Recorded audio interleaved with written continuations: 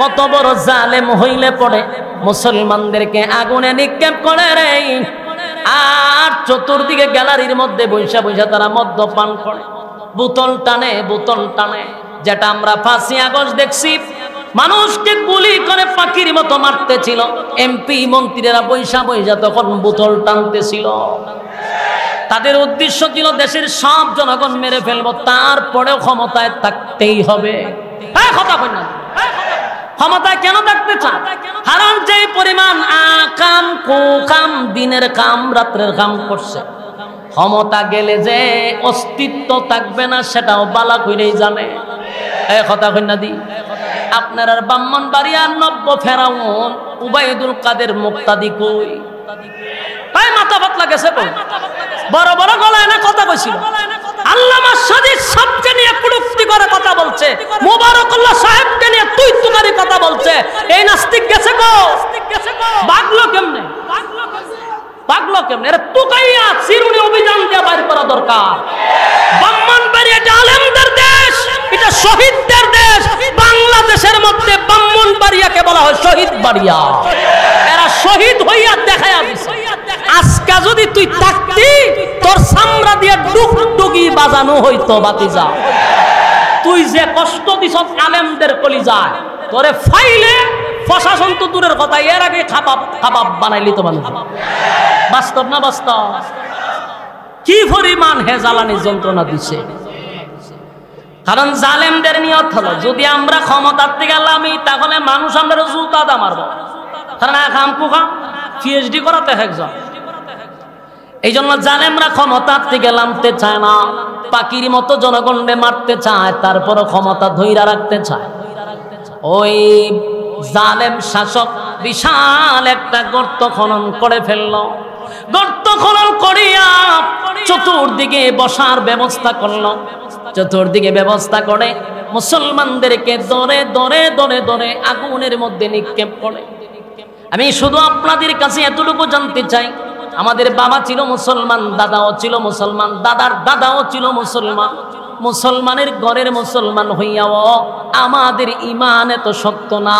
সকালবেলা 5 টাকার চার কাছে আমাদের ইমান বিক্রি হয়। বাস্তব না বাস্তব? আমাদের ইমান বিক্রি হয় রে। সকাল বিকাল আমাদের ইমান বিক্রি হয়ে যায়।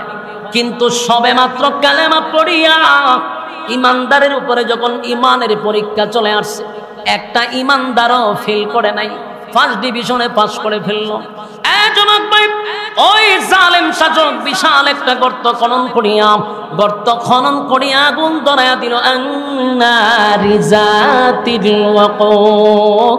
গর্তের ভিতরে দাও দাও করে আগুন জ্বলছিল। আগুন যখন ধরে গেল, মানুষকে ধইরা ধইরা আগুনের মধ্যে নিক্ষেপ করে। আর যাদেরকে আগুনে নিক্ষেপ করা হয়, এদেরকে জিজ্ঞাসা করা হয়, তোমরা কি যুবকের রব রে মানো না আমাদের বাদশা রবকে মানো? মানুষ বলতেছে, যেই যুবক রবের নাম নিয়ে দুনিয়ার থেকে বিদায় হয়ে গেছে, শাহাদাত বরণ করছে, আমরাও সেই যুবকের কাছেই যেতে চাই। ওই আল্লাহর উপর ঈমান আনছি যিনি আমার আসমান আর জমিনের সৃষ্টিকর্তা, সেই মালিকের উপর ঈমান আনলাম। একটা সেকেন্ড দেরি করে না, দাও দাও আগুনের মধ্যে তারা লাফ দেয়, হাসি মুখে তারা শহীদ হয়। সুবহান। আর যুবক ভাইরা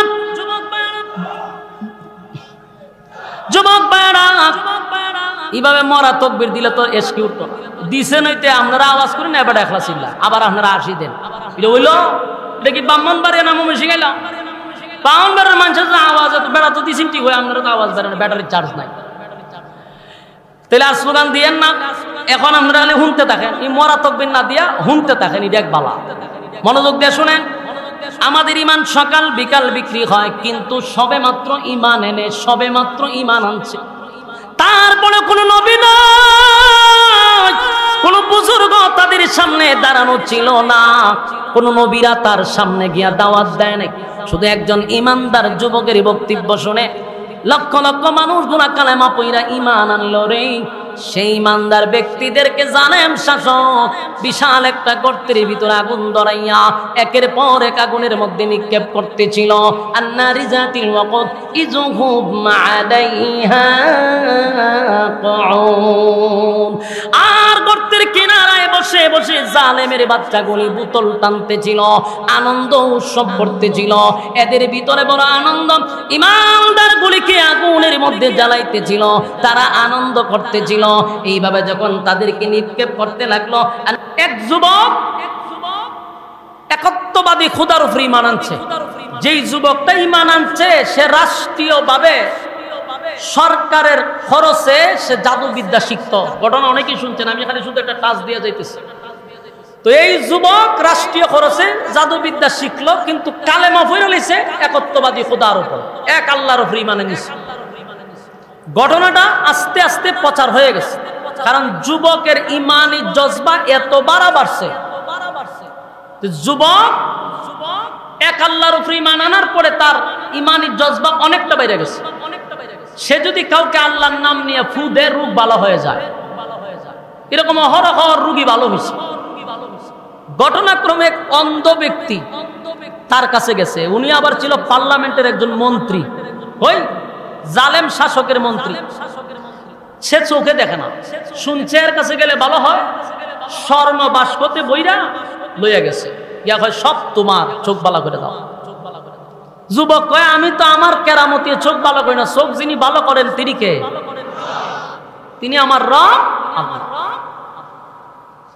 তো মন্ত্রী কয় বেড়া হারা জীবন আমি আল্লাহর কাছে থাকি, সে আল্লাহ তো আমার চোখ ভালো করছে না, এখন তোর কাছে আইলাম, তুই কস আবার আল্লাহ ভালো করে, কেবল বন্ডামি শুরু হয়েছে। কারণ এই অন্ধ ব্যক্তি মনে করছে দেশের বাদশা তো নিজের খুদা দাবি করে, তাহলে এই খুদার কথাই যুবক বলতেছে। আসলে কি সেই খুদার কথা বলতেছে? যুবক কয় আপনি যারে রব মানেন সে তো রব হওয়ার কোনো কোয়ালিটিই নাই। আমি যেই রবের কথা বলতেছি সেই রব আপনার জালেমরে সৃষ্টি করছে, আসমান জমিন সৃষ্টি করছে, সেই রবের কথা বলতেছি। মন্ত্রী হয় আর পরিণাম যে কি হবে এটা কি জানো? জানি। আর তোমার যদি চোখ ভালো হওয়ার দরকার হয় তাহলে তুমি কালেমা পড়ে ঈমান আনো, আমি আল্লাহর কাছে বলবো, তো তোমার চোখ ভালো করে দিবে। যার চোখ নাই হে তো চোখের মূল্য বুঝে, আমরা রাসাদিকে আমরা বুঝি না। সে কয় চোখ যদি ভালো হয় অসুবিধা কি? হে কালেমা পড়ে ঈমান আনছে, আনার পরে যুবক দোয়া করছে আল্লাহ তার চোখ ভালো করে দিন, চোখ ভালো করে দিচ্ছে। আল্লাহ থাকলে কইয়েন, আপনারা তো হিসাবে ফু দিয়া ডিম পাঠাইলে সুবহানাল্লাহ কোন। আর এটা কোনো কাল্পনিক গল্প বলতেছি না, আমার পাশে বড় বড় আলেমরা বসা, এখানে কোনো গিচ্ছা না, আর আমি গিচ্ছা বলিও না, মনোযোগ দিয়ে একটু শুনেন, হিসাবের কেরামতি না। এই যুবক দোয়া করছে চোখ ভালো হয়েছে। অনি মন্ত্রীর আগে ছিল না চোখ, অহন পাইছে চোখ। যারা আগে কিছু ছিল না এরা যদি তাহে এরা একটু লড়াচড়া বেশি করে, কথা ঠিক নেই? দেখবেন আগে যারা বাপদাদার আমল থেকে ধনী এরা অত ফুটাঙ্গি দেখায় না, নতুন করে যদি কেউ টেকা বলা হয় এর লার ছুটে গ্রাম তখন যায় না। বাস্তব না বাস্তব? তো প্রতিবন্ধী যারা এরা একটু বিতলা টাইপের থাকে। এর মধ্যে এই মন্ত্রীর চোখ ছিল না, চোখ পাইছে এখন পার্লামেন্টে গিয়ে এখন সবার ভাই চায়, এত মানুষ আগে জীবনে দেখছে না। আল্লাহর সৃষ্টি জগৎ এত সুন্দর সে তো দেখে নাই, মানুষই দেখছে না, এর নিজের শরীর কিরকম এটাও দেখছে না। নতুন মানুষ দিকে হেডারে গুতা মারে, এটারে টেলা মারে, এটা টেক্কা মারে। মানুষকে মন্ত্রী তুই রকম আচরণ আগে করছে না। আমরা শরীর টিভা দেখে না ধরে চোখো মারে গুতা, পেডো মারে গুতা, ইতা করে কেড়ে পাগল হয়েছে নাকি? মানে এত মানুষ দেখছে না। তো মন্ত্রীর ভাই এক দৃষ্টিতে ওই জালেমের দিকে তাকায় রয়েছে যে এইটা কেন বসা কেড়ে। মানুষে কয়ে আপনি তো পার্লামেন্টের একজন মন্ত্রী, আপনি আমাদের কি গুলো জিজ্ঞাসতেছেন? তো বাদশাহী কেন বইয়া কয়ে রে মন্ত্রী তো লড়াচড়া করে, কি চোখে দেখে নাকি? তা মন্ত্রী হ আমি তো সব দেখতেছি। আপনার চোখ ভালো করছে কে? আমার রব ভালো করছে। বাদশাহ তো খুশির ছুটে লাভ দেখা গেছে। হয় বেড়াতে তোর চোখ ভালো আমি করে দিছি, এটা আগে কইলি না কেন? তো পুরা রাজপ্রাসাদে আমি ডিজে গানের আয়োজন করতাম, ডান্স তো পাগলো ডান্স করতাম যে আমি তোর চোখ ভালো করে দিছি। হ্যাঁ মনে করছে রব তো আমি ওই মন্ত্রী হয়ে রে তোরে কোন অ্যাঙ্গেলে কি রব মনে হয়? তুই কোন অ্যাঙ্গেলে রব আমারে ক? মাথা ভাতলা তোরে দেখলে তো রব মনে হয় না। তুই তো এই বন্ডামি করছ এতদিন, নিজের রব দাবি করছ। আমার চোখ তুই বালা করলে না কেন? এতদিন তো তোর কাছে ছিল, আমি তোর রব বইলা ডাকছি। আমার যিনি চোখ বালা করছে তিনি আসমান জমিনের মালিক, তিনি হলেন আল্লাহ। বাদশার মাথা খুব গরম। বাদশার সাথে সাথে মন্ত্রীদের গ্রেপ্তার করছে, নিয়ে আয়নাগরে বন্দি ঘুরে তুইছে। আয়নাগরে বন্দি ঘুরা হারুনারে ফাটাইছে এটার তদন্ত নেওয়ার লিগে। হারুনে তদন্ত নিয়ে হয় যে স্যার হে তো অমুক যুবকের কাছ থেকে কালেমা গ্রহণ করছে।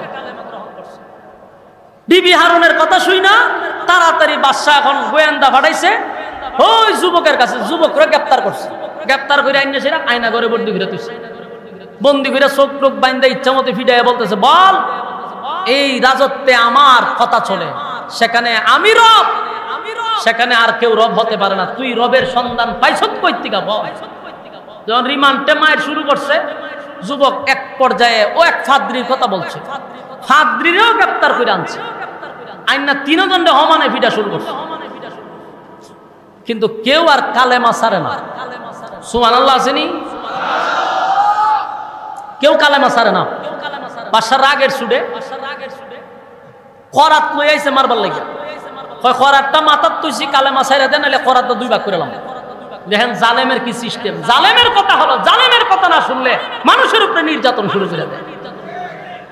এই জালেম কি করলো, মন্ত্রীর মাথার উপরে করাত রাখতে কয় কালেমা ছাড়। মন্ত্রী কয় রে এতদিন তো তোর মতো জালেমরে যে খোদা ডাকছি না দেখা না জানি না, আর এখন জানি না শুন না রবের উপরে ঈমান আনছি।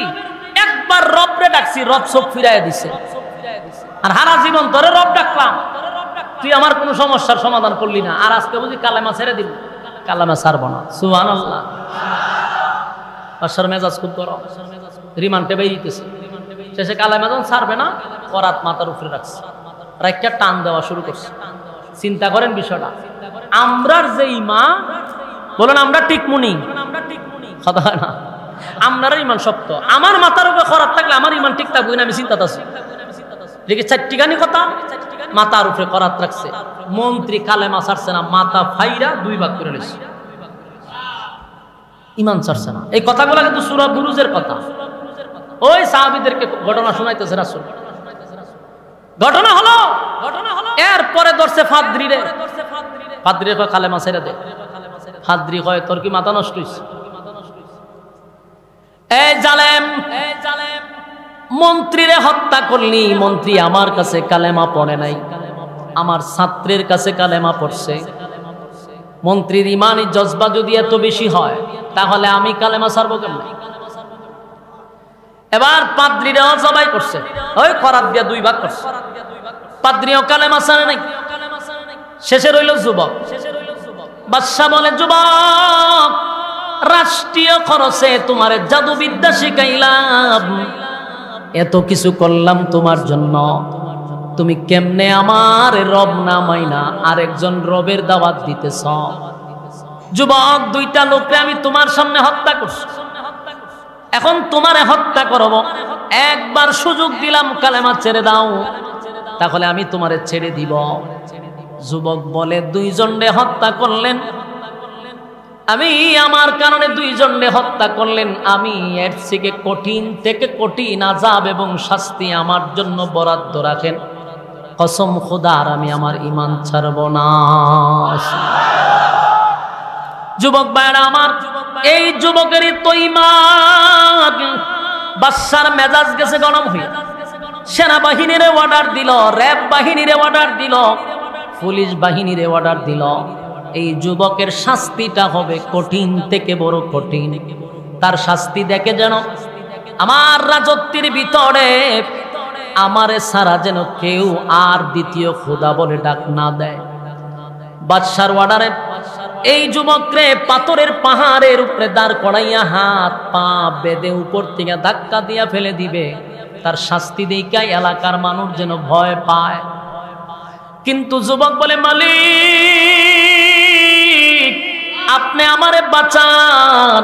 তার একটা নাম্বার কারণ হলো আমি বাদশারে কিছু খেলা দেখাইতে চাই, আপনি আমারে হেফাজত করেন, জালেমদেরকে ধ্বংস করে দেন। আল্লাহ যুবকের দোয়া কবুল করিয়া পিছনে যত বাহিনী ছিল সবগুলারে আল্লাহ জায়গা সাইজ করে দিছে। যুবকের কিছু হইল না, সুস্থ অবস্থায় যুবক বাদশার সামনে দাঁড়াইছে। দাঁড়ায় কয়, বাদশা কেমন আছেন? বাদশা কয়, ঘটনা কি? আমার বাহিনী কই? তুই তো কেন দেখার কথা না, বাহিনী কই? তোর বাহিনী সব বর্তা হয়ে গেছে। বাদশার সূর্য হয়ে গেল, এরা না ভাড়াইছি তোরা সাইজ করবার লাগে, বলে হেরা আল্লাহ সাইজ করে দিছে। বাদশার তো মেজাজ গরম। আবার আরেক বাহিনী আইসা বলে, স্যার আমাদেরকে বলুন কি করতে হবে। বলে এই যুবকটারে সাগরের মাঝখানে নিয়ে বস্তা বইরা ফালাইয়া দেয়। এবার তার কথা অনুযায়ী যুবকরে নিয়া সাগরের মাঝখানে গিয়া তারে ফালাইয়া দিবে। এমন সময় যুবক বলে, মালিক আমারে হেফাজত করেন, তারারে ধ্বংস করেন। আল্লাহ যুবকের দোয়া কবুল করল, সবগুলারে ধ্বংস করে দিল, সবগুলারে ধ্বংস করে দিল। ধ্বংস হয়ে গেল, যুবক জীবিত। বাদশার সামনে আইসা কয়, কেমন আছেন? বাদশা কয়, আমার বাহিনী কই? বলে এটি শেষ, নতুন কোন কাহিনী করে? তো পুরান কাহিনী শেষ। বাদশার চান্দি গরম না নরম? কারণ যত বাহিনী বাড়ায় বাহিনী শেষ, কিন্তু হে ঠিকই বিরায়। বাদশা গিয়ে হাওয়া ধরছে, তুই কি চাস? আর তোরে আমার মারা দরকার। তোরে মারতে গিয়ে বাহিনী বাড়াইলে বাহিনী মরে যায়, তুই মারস না। যুবক কয়, আমার মারা কি তোর খুব বেশি দরকার? বলে হ, তোরে মাইরা নিলে আমার রাজত্ব টিকায় রাখতে পারবে। বুঝতেছেন জালেম শাসকের সিস্টেম? কথা কয় না।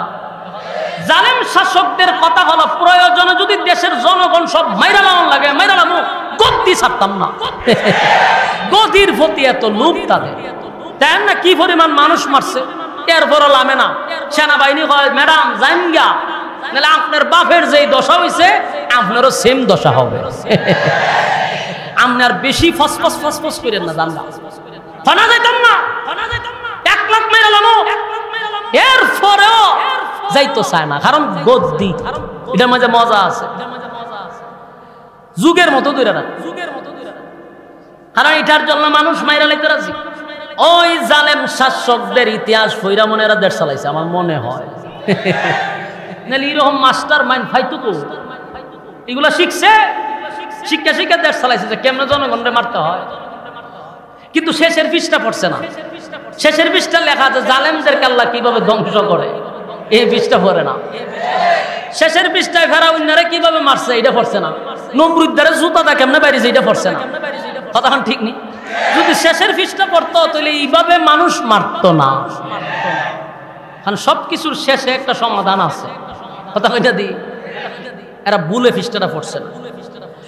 এ যুবক ভাই, এবার বাদশা গিয়া কয়, তোরে আমার মারা দরকার। যুবক খুব বেশি দরকার। বলে হয় ঠিক আছে, অসুবিধা নেই, মরতে তো আমিও বাচ্চা তো থাকতাম না, মরণ তো লাগবো। তুই যেহেতু আমার মারার এত শখ, আমারে এমনে মারতে পারবি না। সারা দেশের যত বাহিনী তোর আছে, সব বাহিনী মিললেও যদি আমার বিরুদ্ধে লাগস পারবি না, কারণ সাবি আল্লাহর কাছে। হয়তো কি করতে ভাই, আমি যেভাবে কই এইভাবে মারতে হয়তো কিভাবে মারতে ভাই, যেমনে কস এমনই, তবে আমি তোরে মারতে হবে। হয় সারা দেশের যত তোর জনগণ আছে, সব জনগণে এক জায়গায় জমা করবি, একটা জনগণ যেন গড়ে না থাকে, হইতে ব্যবস্থা আমি করব। 2 নাম্বার হলো জনগণের সামনে একটা স্টেজ করে, স্টেজের উপরে আমার দাঁড় করাইয়া আমার রবের নাম নিয়ে আমার তীর মারবি, আমি মারা যাবো, কয় অসুবিধা নাই। করলো কি এই লোক বাদশা তার কথা শুই না, শেষ পর্যন্ত সিদ্ধান্ত ইটাই নিল। সারা দেশের মানুষ এক জায়গায় করছে, কেউ আর গড়ে রয়েছে। এবার যুবকরে মারবে, স্টেজে উড়াইছে, উড়াইয়া একটা তীর লইছে, হয় আমার রবের নাম লইয়া তীর মার। রবের এরা এটা গবেষণা করতে গিয়া দেশের সব জনগণ এক বাক্যে বলতে লাগলো, যুবক যেই রবের উপরে ঈমান আনছিল সেই রবের উপরে আমরা সবাই ঈমান আনলাম। সুবহান। একটা জবান বন্ধ রাখবে না, বলেন আল্লাহু আকবার। আর জোরে বলেন আল্লাহু আকবার।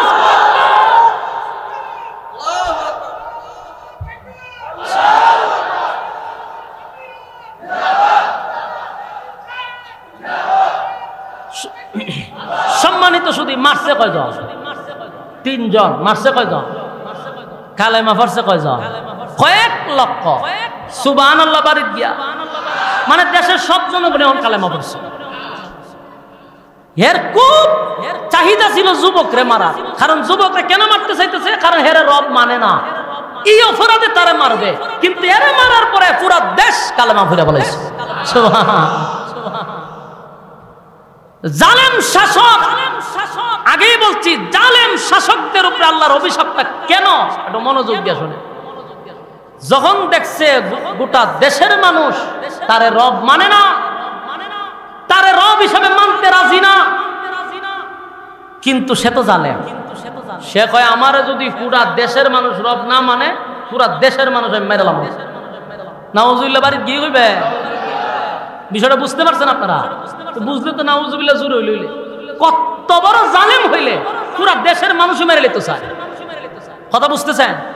গদির লোভে, ক্ষমতার লোভে দেশের জনগণকে পাখির মতো গুলি করতে মারতে চায়, তারপর গদি টিকায় রাখতে চায়। এটা হলো জালেম শাসকদের চরিত্র। বাস্তব না বাস্তব? অতীত থেকে 16 বছর আমরা দেখছি, শিখছি। এই জালেম শাসক কয় যেহেতু দেশের বইলেন কইলেন ছেড়ে দেন। এই জালেম শাসক চিন্তা করলো দেশের সব মানুষ কালেমা ফিরে লইছে, তাহলে আমি এখন গদ্দিত্ব সালাম আমার তোকে রব মানত না, তাহলে আমি সব মানুষ মেরালাম। কত বড় তেরা গার তেরা চিন্তা করে, মাথা কত খারাপ হইলে দেশের সব মারি লিব। ঠিকই তার সিদ্ধান্ত সেতে পাগল, এ করলো কি দেশের সব মানুষ মারার লাগে একটা সিদ্ধান্ত নিয়ে আনিছে, তার সমস্ত বাহিনীর দিয়ে জনগণে ঘেরাও করে নিছে। ঘেরাও কইরা সে অর্ডার দিছে, এই আমার সেনাবাহিনীরা আমি দেশের জনগণ সব মেরালাম, যেহেতু আমারে তারা রব মানে না আমি দেশের জনগণ একটাও রাখতাম না। পরে কি করলো, এই মাথা পাগলে করছে কি, বিশাল একটা গর্ত খনন করছে। বলুন কি গর্ত খনন করছে? বিশাল গর্ত খনন করছে। সূরার ভিতর আল্লাহ কি বলছে? কুতিলা আসহাবুল উখদুদ, গর্ত খননকারীর উপরে আমি আল্লাহর অভিশাপ। ফাইসুন্নি গর্ত খননকারীকে, ওই জালেম শাসকের উপরে আল্লাহর অভিশাপ। এজন্য প্রথম আয়াতের কথাগুলি বলছিলাম শরম রাখার জন্য, এখন একটা একটা করে আসবে। আল্লাহ কয় কুতিলা আসহাবুল উখদুদ, গর্ত খননকারীর উপরে আমি আল্লাহর অভিশাপ। এই সেই গর্ত বাদশাহ দেশের সমস্ত জনগণকে মারার জন্য গর্ত খনন করে লইছে। গর্ত মেরে লইব, সব মেরে লইব। বিশাল গর্ত খননও করছে।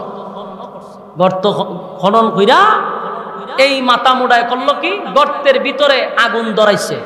পাইছেননি আগুন? পাইছেননি? আন্নারি জাতিল ওয়াকুদ, গর্তের ভিতরে দাউ দাউ করে আগুন জ্বলছিল। আন্নারি জাতিল ওয়াকুদ, গর্তের ভিতরে দাউ দাউ করে আগুন জ্বলছিল। আল্লাহ রাব্বুল আলামিন বলেন কুতিলা আসহাবুল উখদুদ, গর্ত খননকারীর উপরে আমি আল্লাহর অভিশাপ। এই গর্ত খননকারী বিশাল এরিয়া লইয়া গর্ত খনন করলো রে। দেশের জনগণ এক আল্লাহর উপরে ঈমান আনছে, তাদেরকে এখন গর্তের ভিতরে ফালাইয়া সে মারবে, তাই গর্তের ভিতরে আগুন ধরাইয়া দিল। দাউ দাউ করে আগুন জ্বলছিল, দাউ দাউ করে আগুন জ্বলছিল। যুবক দাউ দাউ করে আগুন জ্বলছিল। আল্লাহ বলেন ইযুহুম আলাইহা কুউদ, গর্তের কিনারায় বসে বসে কিছু লোক এই দৃশ্যগুলা দেখতেছিল। এরা চতুর্দিকে একটা স্টেডিয়ামের মতো করছে, চেয়ার টেবিল রাখছে, এখানে বৈশা বৈশা বোতল টানে আর ইমানদারকে আগুনের মধ্যে নিক্ষেপ করে। নাউজুবিল্লাহ আছে। কত বড় জালেম, কত বড় জালেম হইলে পড়ে মুসলমানদেরকে আগুনে নিক্ষেপ করে রে। আর চতুর্দিকে গ্যালারির মধ্যে বৈশা বৈশা তারা মদ্যপান করে, বোতল টানে, বোতল টানে। যেটা আমরা 5ই আগস্ট দেখছি, মানুষকে গুলি করে পাখির মতো মারতেছিল, এমপি মন্ত্রীরা বৈশা বৈশা তখন বোতল টানতেছিল। তাদের উদ্দেশ্য ছিল দেশের সব জনগণ মেরে ফেলবো, তারপরেও ক্ষমতায় থাকতেই হবে। কথা কই না, ক্ষমতায় কেন থাকতে চান? কারণ যেই পরিমাণ আকাম কুকাম, দিনের কাম রাত্রের কাম করছে, ক্ষমতা গেলে যে অস্তিত্ব থাকবে না সেটাও বালা কইরেই জানে। কথা কই না দি। আপনার আর ব্রাহ্মণবাড়িয়ার নব্য ফেরাউন উবাইদুল কাদের মুক্তাদি কই? তাই মাথা পাতলা গেছে কই? বড় বড় গলায় না কথা কইছিল। আল্লামা সাদিক সাহেবকে নিয়ে কুলুক্তি করে কথা বলছে, মোবারকুল্লাহ সাহেবকে নিয়ে তুই তুকারি কথা বলছে। এই নাস্তিক গেছে কো? ভাগলো কেমনে? ভাগলো কেমনে? এরা তুকাইয়া চিরুনি অভিযান দিয়ে বাইর করা দরকার। ব্রাহ্মণবাড়িয়া আলেমদের দেশ, শহীদদের দেশ বাংলাদেশের মধ্যে ব্রাহ্মণবাড়িয়াকে বলা হয় শহীদ বাড়িয়া। এরা শহীদ হইয়া দেখায়া দিছে। আজকে যদি তুই থাকতি তোর চামড়া দিয়ে ডুগডুগি বাজানো হইতো বাতিজা। তুই যে কষ্ট দিছ আলেমদের কলিজায়, তোরে ফাইলে প্রশাসন তো দূরের কথা, এর আগে খাবাব বানাইলি তো মানুষ। বাস্তব না বাস্তব? কি পরিমাণ হে জ্বালানি যন্ত্রণা দিছে। কারণ জালেমদের নিয়ত হলো যদি আমরা ক্ষমতার থেকে গেলামই তাহলে মানুষ আমরা জুতা দা মারবো। কারণ খাম কুখাম পিএইচডি করাতে একজন। এই জন্য জালেমরা ক্ষমতার থেকে নামতে চায় না, পাখির মতো জনগণে মারতে চায়, তারপরও ক্ষমতা ধইরা রাখতে চায়। ওই জালেম শাসক বিশাল একটা গর্ত খনন করে ফেললো। গর্ত খনন করিয়া চতুর্দিকে বসার ব্যবস্থা করলো। চতুর্দিকে ব্যবস্থা করে মুসলমানদেরকে দরে দরে দরে দরে আগুনের মধ্যে নিক্ষেপ করে। আমি শুধু আপনাদের কাছে এতটুকু জানতে চাই, আমাদের বাবা ছিল মুসলমান, দাদাও ছিল মুসলমান, দাদার দাদাও ছিল মুসলমান। মুসলমানের ঘরের মুসলমান হইয়াও আমাদের ইমান এত শক্ত না। সকালবেলা 5 টাকার চার কাছে আমাদের ইমান বিক্রি হয়। বাস্তব না বাস্তব? আমাদের ইমান বিক্রি হয় রে, সকাল বিকাল আমাদের ইমান বিক্রি হয়ে যায়। কিন্তু সবে মাত্র কালেমা পড়িয়া ইমানদারের উপরে যখন ইমানের পরীক্ষা চলে আসছে, একটা ইমানদারও ফেল করে নাই, ফার্স্ট ডিভিশনে পাস করে ফেললো। জনক ভাই, ওই জালেম শাসক বিশাল একটা গর্ত খনন করিয়া আগুন ধরাইয়া দিল। গর্তের ভিতরে দাও দাও করে আগুন জ্বলছিল।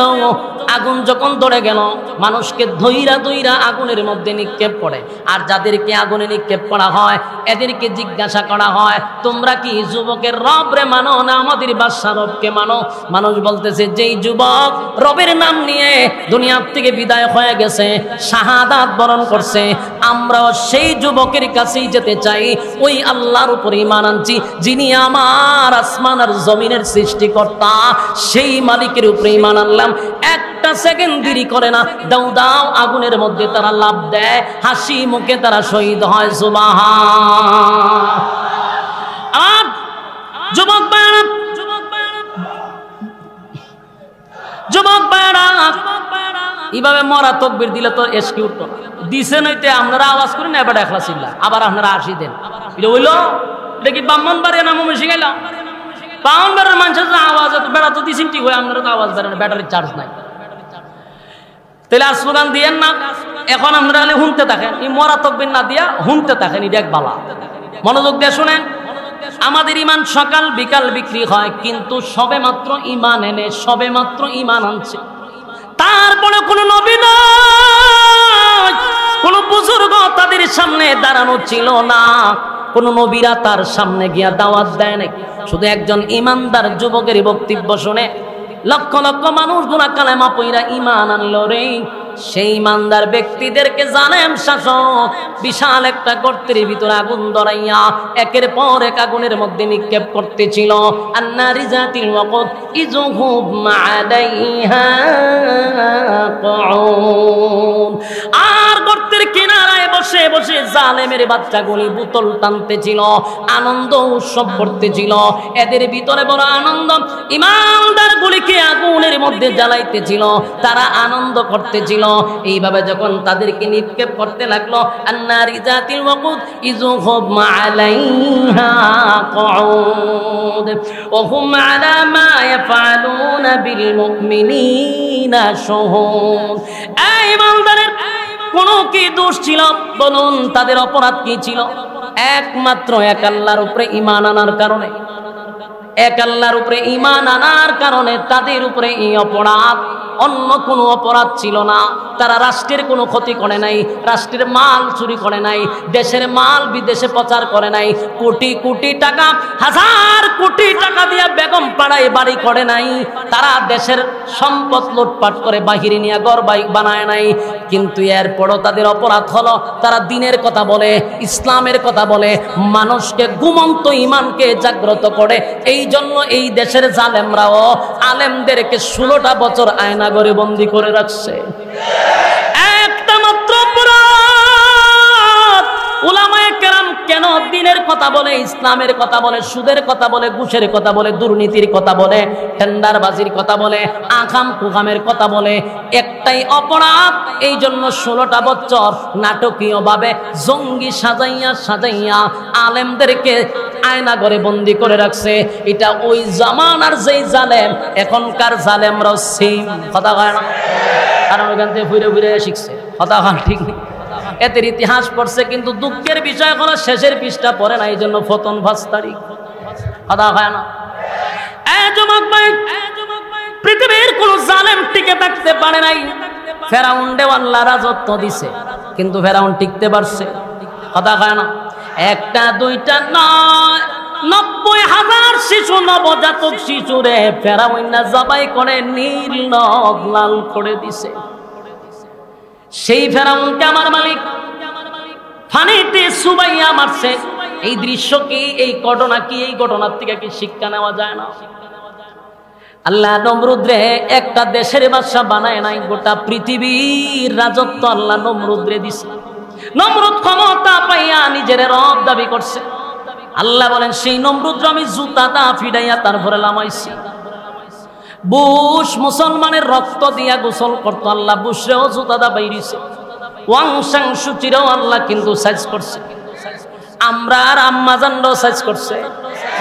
এখন রয়েছে আমাদের দাদারও কিন্তু কপাল বেশি ভালো না। দাদাও দুটি কুল্লা বাগতইব, সময় আসতেছে। কথা হয় না? কারণ পৃথিবীর কোন জালেম টিকে থাকতে পারে নাই। আল্লাহ ছাড় দেয় রে, কিন্তু ছেড়ে দেয় না। কথা কই না? আল্লাহ ছাড় দেয়, কিন্তু ছেড়ে দেয়, কাউরে ছেড়ে দেয় না। আল্লাহ ছাড় দেয়, কিন্তু ছেড়ে দেয় না। রব্বে কারীম বলেন, আমি ছাড় দেই কিন্তু ছেড়ে দেই না। জালেম শাসক যখন বিশাল গর্ত খনন করে আগুন ধরায়া দিল, মুসলমান সবগুলার আগুনে নিক্ষেপ করতে লাগলো। হঠাৎ করে তাকায়া দেখে একটা মহিলা ছোট একটা বাচ্চা নিয়া ওই গর্তের কিনারায় গিয়া দাঁড়াইয়া বাচ্চাটার চেহারার দিকে মহিলাটা তাকাইয়া দুইটা চোখের পানি ছেড়ে দিয়া কান্না শুরু করছে। বাদশা কিন্তু ওই গ্যালারির বৈশা দৃশ্যটা ভালো করে দেখতেছিল। কারণ দেশের সব জনগণ দৌড়াইয়া রবের উপরে কালেমা পড়ে আগুনে জাপ দিছে, শাহাদাত বরণ করলো। কিন্তু একটা মাত্র মহিলা ছোট বাচ্চাটারে লইয়া ওই আগুনের কিনারায় এসে দাঁড়াইয়া চোখের পানি গুরু ছেড়ে দিয়া কাঁদতেছিল। বাদশা কয়, এতক্ষণে পাইলাম সবাই তো এক আল্লাহর উপরে ঈমান আইনা আগুনে জাপ দিছে, এই মহিলাটা মনে হয় আমারে রব মানল। দৌড়াইয়া মহিলার কাছে গেছে, কেমন মহিলা, আমি জানি গো, আমি জানি ছোট বাচ্চা মাসুম বাচ্চাটারে লইয়া আগুনে জাপ দিতে তোমার মনে মানতেছে না, তোমার কলিজায় বড় আঘাত লাগতেছে। এখনো সুযোগ আছে, আমারে যদি রব মানো, ওয়াদা দিলাম তোমারে আমি আগুনে নিক্ষেপ করব না। মহিলাটা বাচ্চার দিকে তাকায় আছে। আল্লাহ রাব্বুল আলামিন ওই বাচ্চার জবান খুলে দিছে, চিৎকার দিয়া কোন সুবহান। বাচ্চার জবান খুলে গেছে। বাচ্চা ডাক দিয়ে বলে, মা গো, সাবধান গো মা, সাবধান, এই ভুল করা যাবে না। সে হইল জালেম, আল্লাহর দুশমন। এই জালেমের কথা তুমি শুনতে পারবা না। যারা কালেমা পড়ে আগুনের মধ্যে জাপ দিল গো মা, পড়তে দেরি, আল্লাহর তোর জান্নাতে যেতে দেরি করে নাই। সুবহানাল্লাহ। আগুনে লাফ দিতে দেরি, কিন্তু জান্নাতে যেতে দেরি হয় না গো মা। একটা সেকেন্ড তুমি দেরি কইরো না, আমার আগুনে ফালাও, তারপরে তুমি পড়ো, দেরি করবা না। মহিলা এই ছোট বাচ্চার জবান থেকে যখন আওয়াজগুলি শুনতেছিল, মহিলার ইমানি জজবা আরো বেড়ে গেছে। এবার মহিলা ছোট বাচ্চাটাকে এবার আগুনের মধ্যে যখন ফালায়া দিল, বাচ্চাটা পরে আর পরে, মা গো তাড়াতাড়ি আসো, দেরি করা যাবে না, শয়তান ধোঁকা দিবে। মা আল্লাহর নাম বলে আগুনে জাপ দিল। একে একে গোটা দেশের মানুষ এক আল্লাহর উপরে ঈমানের শাহাদাত বরণ করছে। কিন্তু জালেমরা ওই গ্যালারিতে বসে বসে তারা মদ্যপান করতেছিল, কিন্তু আমার আল্লাহ বলেন আমিও তাদেরকেও ছেড়ে দেই নাই। আল্লাহ এমন একটা উত্তাল শুরু করলাম, হঠাৎ করে গ্যালারির মধ্যে আগুন ধরে গেল, সমস্ত জালেমদেরকে আল্লাহ একেবারে তছনছ করে দিছে। সুবহানাল্লাহ। তারা তো মরছে ঈমান লইয়া, আর জালেমগুলা মরছে বেঈমান হইয়া। তখন এই পৃথিবীর যতগুলা জালেম ছিল, সব জালেম কিয়ামত পর্যন্ত যত জালেম আসবে সবার ব্যাপারে আল্লাহ বলেন ওয়াসসামা ইদাতিল বুরুজ ওয়াল ইয়াউমিল মাউউদ ওয়া শাহিদিন ওয়া মাশহুদ কুতিলা আসহাবুল উখদুদ। আল্লাহ রাব্বুল আলামিন বলেন তারকার কসম, তারকার কসম। আল্লাহ বলেন নক্ষত্রের কসম করে বলি। শুধু তাই নয়, রব্বে কারীম বলেন তারকার কসম, তারকার কসম। ওয়াল ইয়াউমিল মাউউদ, পরকালের কসম, যেই দিন আমি আল্লাহ বিচারক হব সেই দিনের কসম। ওয়া শাহিদিন ওয়া মাশহুদ, জুমার দিনের কসম, আরাফার দিনের কসম। কুতিলা আসহাবুল উখদুদ, জালেমদের প্রতি আমি আল্লাহর অভিশাপ। যারা মানুষের উপরে জুলুম করবে, যারা মানুষের উপরে জুলুম করবে তাদের উপরে আমি আল্লাহর অভিশাপ। যুবক ভাইয়েরা, ঈমান যদি আমি আর আপনি আনি, ঈমানদার যদি নিজের দাবি করি, আপনিও ঈমানদার দাবি করেন, আমিও যদি ঈমানদার দাবি করি, আল্লাহর জাতের কসম ঈমানদারের উপরে পরীক্ষা আসবে, এর মধ্যে কোনো সন্দেহ নেই। কথা কয় না? এই ঈমানদারের উপরে পরীক্ষা আসবে গো। পরীক্ষা ছাড়া আল্লাহ জান্নাত দিবে না, চিরস্থায়ী জান্নাত এমনি এমনি দিবে না। অবশ্যই পরীক্ষার মাধ্যমে প্রমোশন বাড়াইতে হবে। পরীক্ষা না দিলে, পরীক্ষায় উত্তীর্ণ না হলে চিরস্থায়ী জান্নাত আপনি আমাকে আল্লাহ দিবে না। ঈমানদার যদি দাবি করি তাহলে অবশ্যই পরীক্ষা আসবে। যুগে যুগে যুগে যুগে পরীক্ষা ছিল, এখনো পরীক্ষা আছে না নাই? কথা হয় না? এমন কি আশ্চর্য হবেন, কোন নবীদেরকে আল্লাহ ছেড়ে দেয় না। নবীরা ছিল মাসুম। বরং নবীরা কি? আহলে সুন্নাত ওয়াল জামাতের আকীদা হলো নবীরা মাসুম, নবীদের কোনো গুনাহ নাই। কিন্তু সেই নবীদেরকে আমার আল্লাহ পরীক্ষা থেকে রেহাই দেন। বহু নবীরে আমার আল্লাহ কিন্তু পরীক্ষা করছে। কথা কয় না? পরীক্ষা করছেন। জাকারিয়া আলাইহিস সালাতু ওয়াস সালামকে গাছের ভিতরে ঢুকাইয়া করাত দিয়া দুই খণ্ডিত করছে। আল্লাহ কিন্তু পরীক্ষা করছে, পরীক্ষা ছেড়ে দেয় না। আমরা যদি ঈমানদার নিজের দাবি করি, আমাদের উপর পরীক্ষা আসবে। কথা কোন ঠিক? কথা না, পরীক্ষা আসবে না ইনশাআল্লাহ।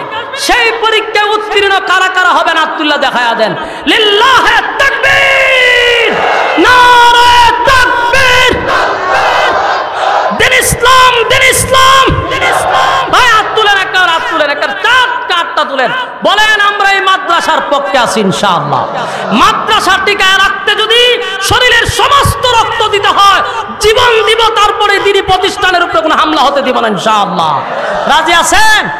প্রতিষ্ঠান চলবে আপনাদের দ্বারায়, কওমের দ্বারায় পরিচালিত কওমি মাদ্রাসা। সুতরাং কেউ খালি হাতে যাবেন না। আগের হুজুর দেখছি পকেটে হাত ঢুকাইছে, অনেকে দিছেন।